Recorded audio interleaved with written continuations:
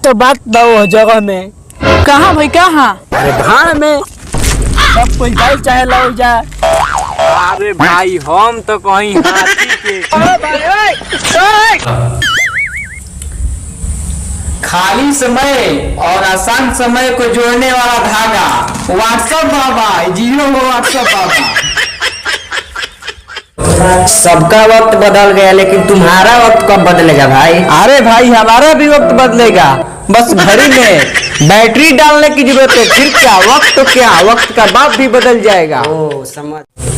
अरे भाई सूप किसको कहते हैं? सारा बॉडी पीने का मन कर रहा है, मिल ही नहीं रहा है। जानता है भाई सूप किसको कहते हैं? किसको कहते हैं? हमारे यहाँ जो कढ़ाई में जो सब्जी बनती है ना, और उसका जो पनिया बच जाता है ना, उसी को बड़े शहरों में सूप कहते हैं। समझ गया?